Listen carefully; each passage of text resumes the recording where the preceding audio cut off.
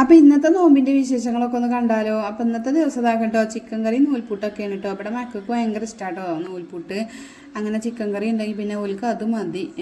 കുറച്ച് ചൂടലൊക്കെ കഴിഞ്ഞിരിക്കണം കേട്ടോ. പിന്നെയാണ് നമ്മൾ വീഡിയോ ഒക്കെ എടുക്കാൻ നിന്നിരിക്കുന്നത്. അപ്പോൾ അങ്ങനെ ഒരു 4-5 തട്ടുണ്ട് കേട്ടോ. അങ്ങനെ 4-5 തട്ടുണ്ടായാൽ തന്നെ 2-3 തട്ടുണ്ടാക്കി നമുക്ക് പെട്ടെന്നാവും ചായക്കുള്ള കടിയൊക്കെ. അപ്പോൾ ഞാനിങ്ങനത്തെ നോക്കി വാങ്ങിയതാണ്. ആദ്യമൊക്കെ ഞാൻ ഇഡ്ഡലി തട്ടിലാട്ടോ ഉണ്ടാക്കിയത്. അപ്പോൾ ഞാനിങ്ങനെ ഉണ്ടാക്കി, ഇതാണ് സുഖം.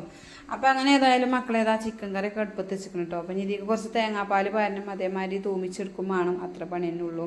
അപ്പോൾ തേങ്ങാപ്പാലൊക്കെ ഞാൻ ഇവിടെ പിഞ്ഞ് വെച്ചിന് കേട്ടോ. അപ്പോൾ അതൊക്കെ അതിൽ ഒഴിച്ച് കൊടുത്തു. അപ്പോൾ നമ്മൾ നൂൽപുട്ട് ഇവിടെ റെഡിയാവും ചെയ്തിരിക്കണം. നല്ല സോഫ്റ്റ് നൂൽപുട്ട് കേട്ടോ. ചെറിയ ചൂടുവെള്ളത്തിലൊന്നും കുഴച്ചെടുത്തുകാണ്ട് നല്ലൊന്നും കുഴച്ചെടുത്തുകാണ്ട് പിന്നെ പീച്ചെടുത്താണ്ടല്ലോ അടിപൊളി നൂൽപുട്ട് അങ്ങോട്ട് കിട്ടും.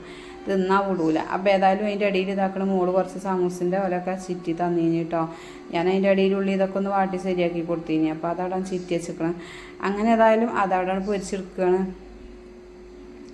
അങ്ങനെ നമ്മൾ സമൂസ എന്തെങ്കിലുമൊക്കെ ഒരു ചെറിയതായിട്ടുള്ളൊരു കടി വേണമല്ലേ, അല്ലെങ്കിൽ ആ നേരമാകുമ്പോൾ ഒരു വെറിയാണ്. അപ്പോൾ അങ്ങനെ ഏതായാലും സമൂസ അങ്ങനെ അങ്ങോട്ട് ചുട്ട് കഴിഞ്ഞിരിക്കണം. പിന്നെ നമുക്ക് ഇന്നത്തെ ഇപ്പോൾ ജ്യൂസ് എന്ന് പറയുന്നത് നമ്മളെ ചിക്കു കേട്ടോ, നമ്മളെ പെരിയിൽ തന്നെ ഉണ്ടായതാണ്.